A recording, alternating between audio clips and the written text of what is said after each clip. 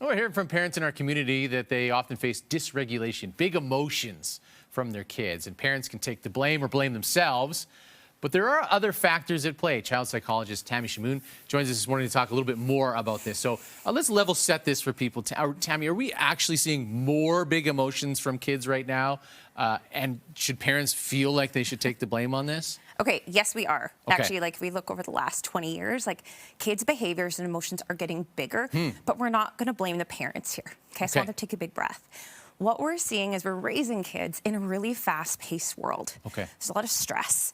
And we have to think about components to it like screen time, eating a lot of processed foods, less time in green spaces, more of a focus on organized activities and less time on child-led play.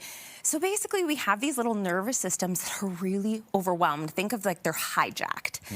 And so what we see is like misbehavior and defiance is often an overwhelmed nervous system. And when kids feel overwhelmed internally, it's often expressed externally as big behaviors and big emotions. Okay. That makes sense, yeah? It does make sense to me, but how do we define that? How do we know what's, their nervous system, what is actual sort of like bad behavior? How do you know what's what? Okay, so defiance, I have 2 teens, so I'll talk about defiance a little bit. It's often with older kids, not always, but we think of defiance as kids know what we're asking, but there's a little bit of resistance. So what we often see is they're able to think and talk to you and have a constructive argument with you, but they're simply like testing limits and boundaries, and they're expressing disagreement with you. But they can talk with you. Like it's rational, right. Upset, but they can still have a conversation. Overwhelm is a kiddo that wants to do the thing you're asking, but they literally can't because their body has hijacked them. So they're crying, they're screaming, they're melting down, they're running away, or they just can't talk at all. There's refusal, but very few words. So their thinking brain, the prefrontal cortex is offline, and they're in their fight, flight, freeze stress response system. So that's not, instead of thinking of it as a can't, think of it as, is it a won't? Like, which one is it? Okay, that makes a lot of sense. So then what do you do if they're in that situation? You're trying to get a message across, you're trying to enforce rules or whatever, but they can't do it. So what do you do? Okay, instead of thinking about what to do in the moment, I want to set kids up for success. Does this make sense? Okay, so we got to think about what's happened that's led up to this moment. And so I want parents to start being proactive. And I want you to think of, first of all, what sets up a kid's nervous system for health? Like, what's a healthy nervous system? Because that's what the issue is a nervous system that's hijacked. Whole foods, less processed foods, movement. They need more time playing, less organized activities. They need time with their families to play and to eat together. This is going to keep kiddos nice and calm.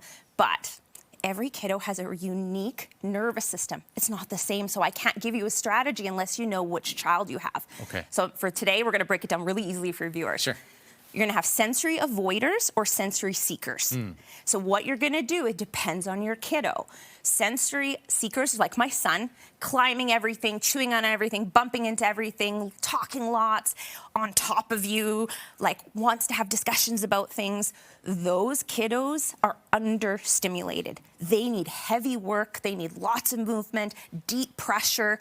Those kiddos don't have enough. So in order for them to stay regulated, you got to get them moving. Okay. Put them outside, get them to work. Your sensory avoiders are kids who feel like the world's too much. It's too fast, too bright, too loud.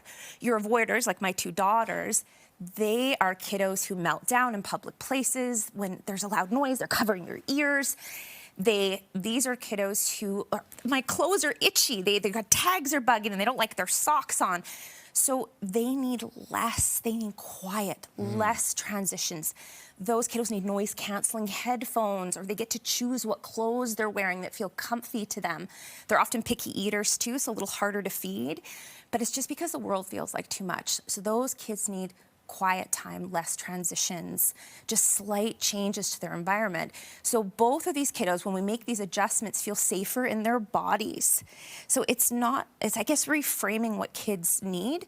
And your number one strategy I can give parents, to reduce dysregulation is your calm nervous system. Right. That is the #1 determinant of whether your child can behave and calm their body, is how calm your body is and what your mental health state is. Well, I already feel more calm talking to you most every time. Tammy, thank you so much for the advice. We really appreciate it. That helps out a lot of people out there. Tammy is one of the 2 founding members of the Institute for Child Psychology and the author of a parenting handbook. For more, you can visit instituteofchildpsychology.com.